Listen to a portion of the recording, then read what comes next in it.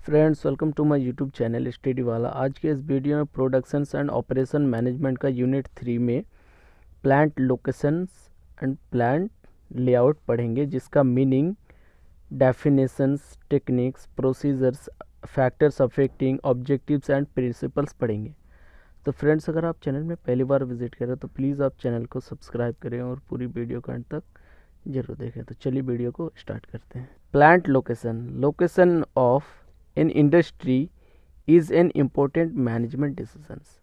Locations किसी भी industry का मोस्ट इम्पोर्टेंट मैनेजमेंट डिसीजंस होता है। It is 2 step decisions. ये 2 स्टेप में डिसीजंस लिया जाता है। First, choice of general area और रीजन। पहला क्या होता है कि किसी भी एरिया का पहले चॉइस किया जाता है कि हमें जो इंडस्ट्री सेटअप करनी है किस एरिया में करने हैं। And second, the choice of site with in the area selected. और दूसरा चॉइस है कि जो साइट हमारा होगा वो किस सिलेक्टेड एरिया पे होगा। Location decision is based on the organisation's long term strategies such as technology. जो लोकेशंस डिसीजन जो होता है वो बेस्ड होता है किस पे?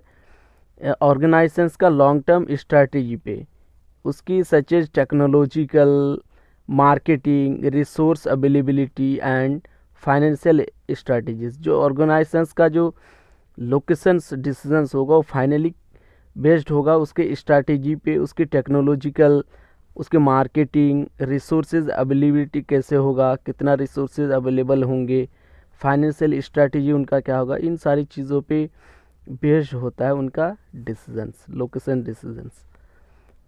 The objectives of plant location decision making is to minimize the sum of all cost affected by locations। जो objectives है plant locations decisions का वो minimize करता है उनकी affected cost को।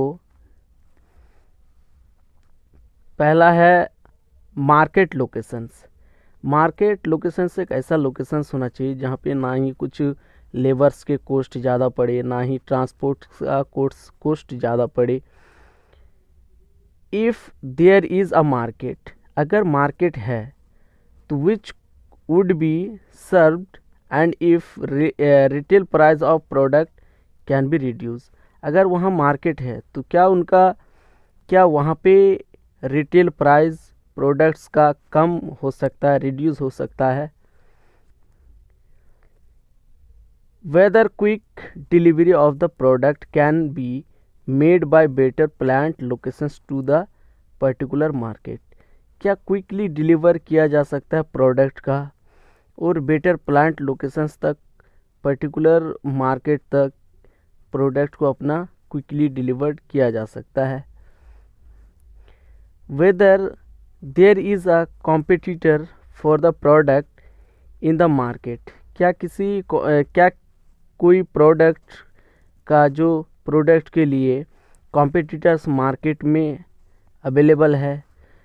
वेदर डिमांड फॉर प्रोडक्ट में इंक्रीज, क्या प्रोडक्ट का डिमांड इंक्रीज हो सकता है।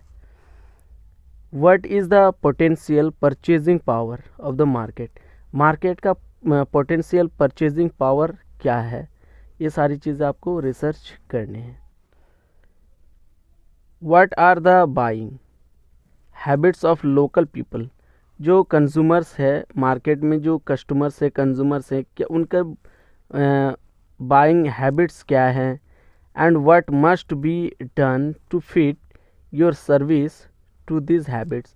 और आपको क्या करना चाहिए उनकी हैबिट्स को फिट करने के लिए, उनकी सर्विसेज के लिए। Techniques used for selecting best locations. एक बेस्ट लोकेशंस को सिलेक्ट करने के लिए क्या क्या टेक्निक्स यूज्ड किया जाता है।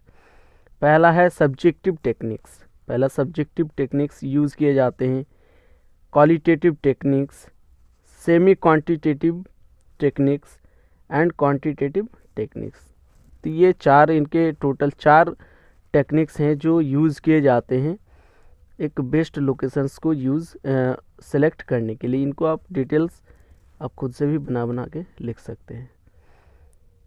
Procedure for selecting a site, एक साइट को सिलेक्ट करने के लिए उनके क्या क्या प्रोसीजर्स होते हैं। पहला होता है constitutions of a site selection committee, site selections करने के लिए उनकी एक कॉन्स्टिट्यूशंस कमिटी होता है।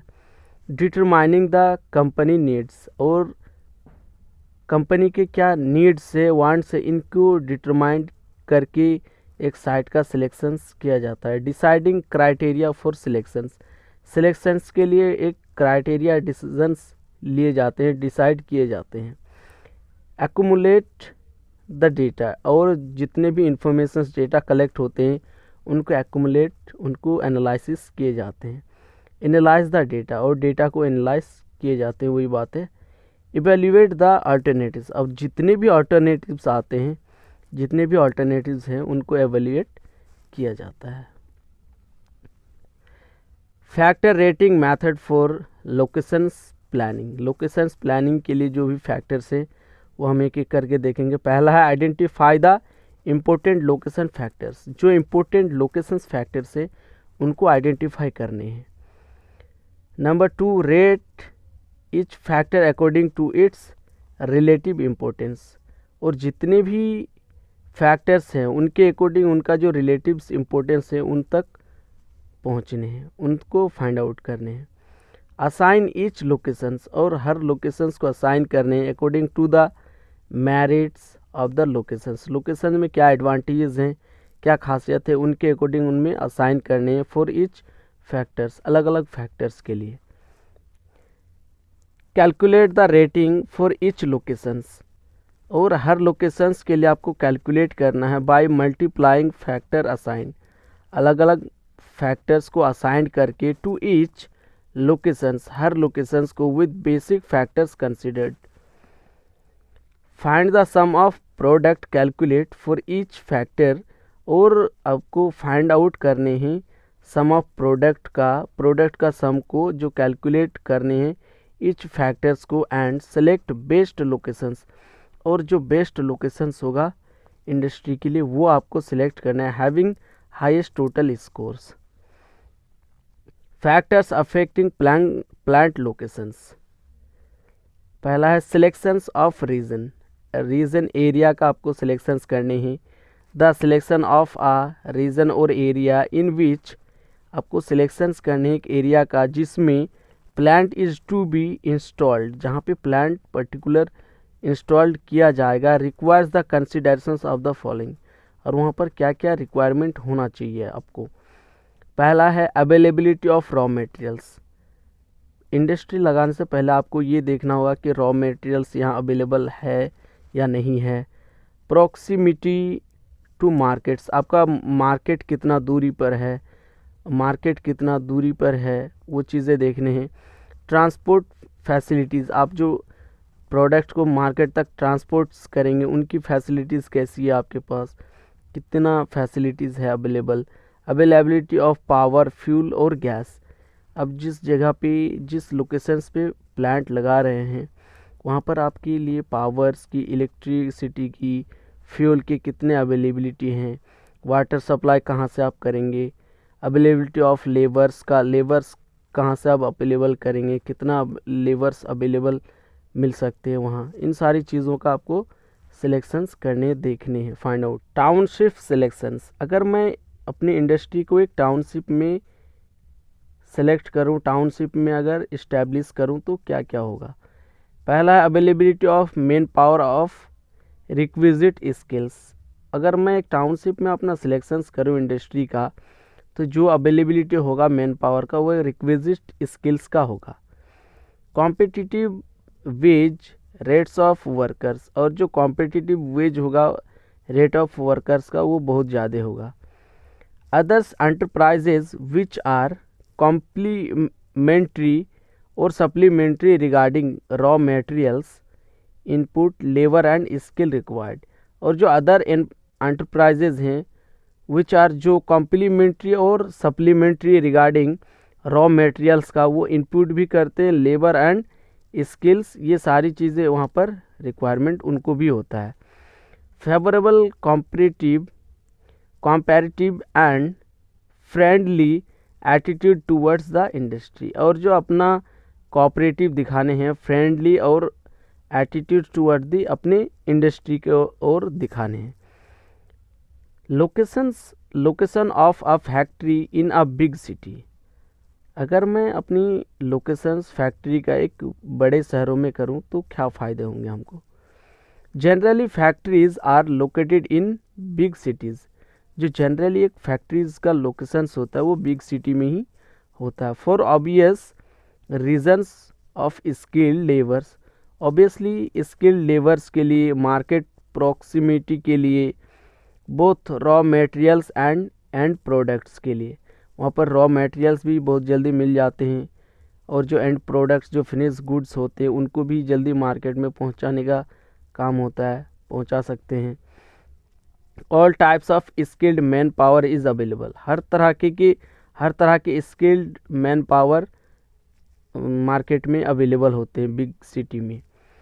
Big markets for sale of products available, और जो फिनिश गुड्स हैं आपकी इंडस्ट्री में, जो अपने प्रोडक्ट्स पर ये कर रहे हैं, प्रोड्यूस कर रहे हैं, उनको सेल्स करने के लिए एक बड़ा मार्केट आपको मिल जाता है। Banking facilities regarding finance for industry in case of necessity are available, आपको बैंकिंग फैसिलिटीज़ भी प्रॉपर मिल जाते हैं रिगार्डिंग फाइनेंस का, इंडस्ट्री को अगर इन केस कभी लोन की फाइनेंस की अगर ज़रूरत पड़ता है तो।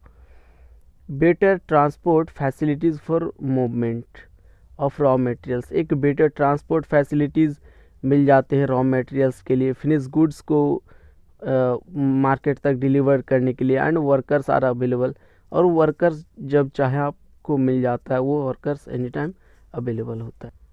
Location of an industry in small city, small town, अगर मैं एक स्मॉल टाउन में अपनी इंडस्ट्री का लोकेशंस लगाऊं तो क्या फ़ायदे होंगे हमें और क्या नुकसान होंगे। There are some industries which are located in the rural areas और स्मॉल टाउन्स, कुछ इंडस्ट्रीज़ जो हैं वो लोकेटेड होते हैं रूरल और स्मॉल टाउन में, स्पेशली फॉर द वांट और raw materials and cheap labour, specially raw materials के लिए और चीफ लेबर पाने के लिए जो है स्मॉल टाउन में अपना इंडस्ट्री भी कोई लगाते हैं।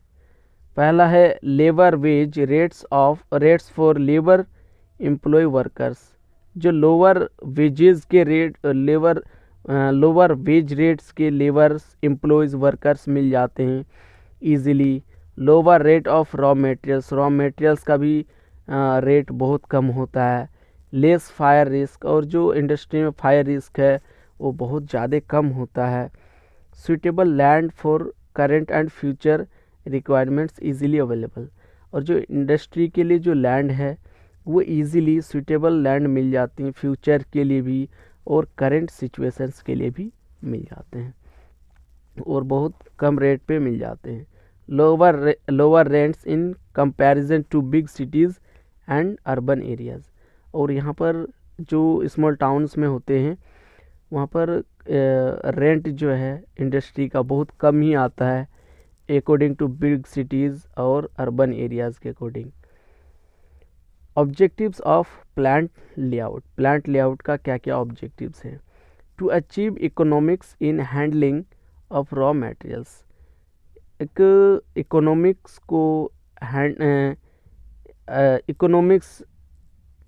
को अचीव करने में हैंडलिंग और रॉ मटेरियल्स को अचीव करने का। Work in progress and finish goods, और वर्क इन प्रोग्रेस करके एक फिनिश गुड्स को तैयार करना। To reduce the quantum of work in progress का क्वांटम रिड्यूस करना। To have most effective and optimum utilisations of available floor space, और जो मोस्ट इफेक्टिव और ऑप्टिमम यूटिलाइजेशंस है वो अवेलेबल फ्लोर स्पेस का करना। To introduce system of productions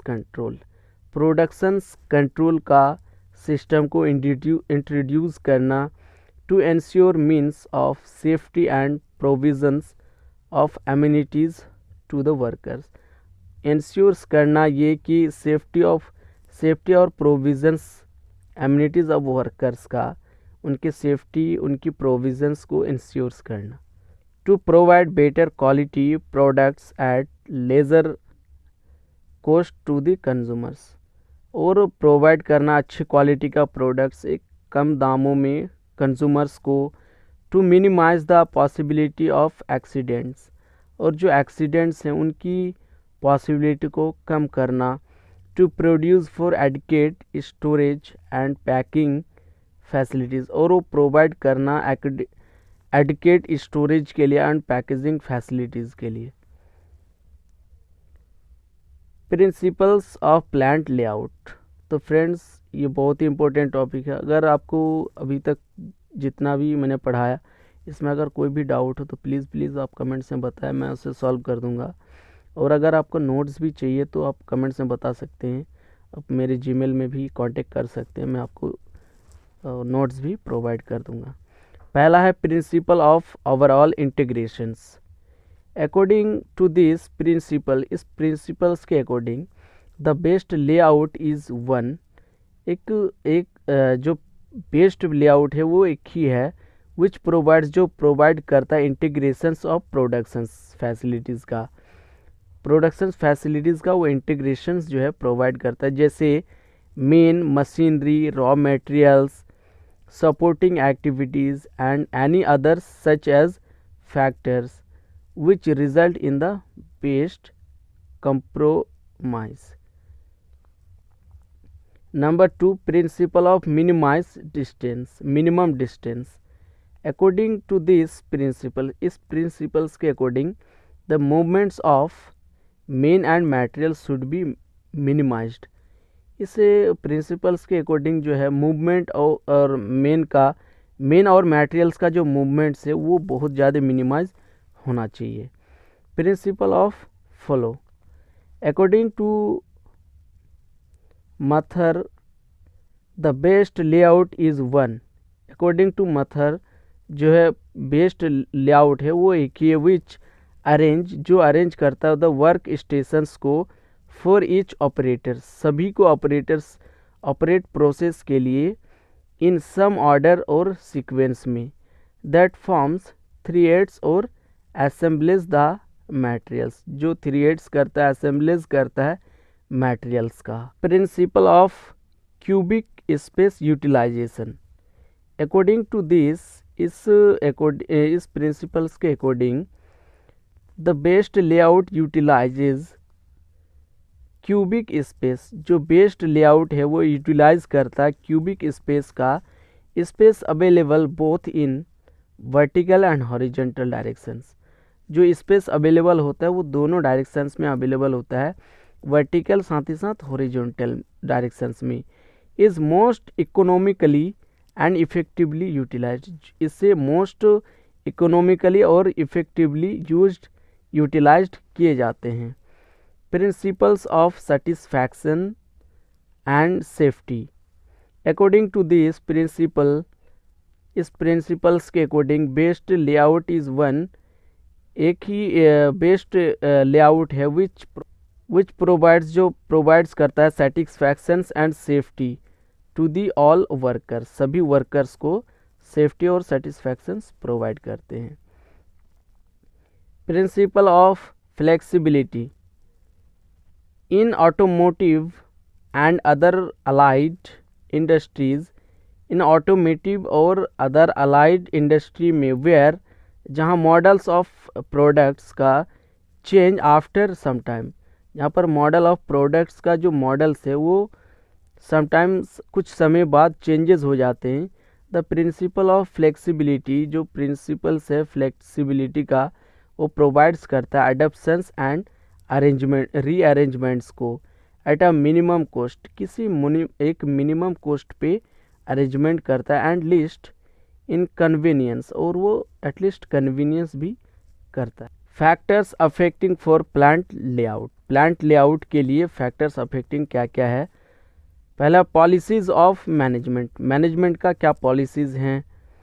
it is important to keep in mind ये बहुत ज़्यादा इम्पोर्टेंट है, अपने माइंड में रखना। Various managerial policies and plans before deciding plant layout. Plant layout को डिसाइड करने से पहले ये बहुत सारे मैनेजरियल पॉलिसीज़ को माइंड में रखना ज़रूरी है।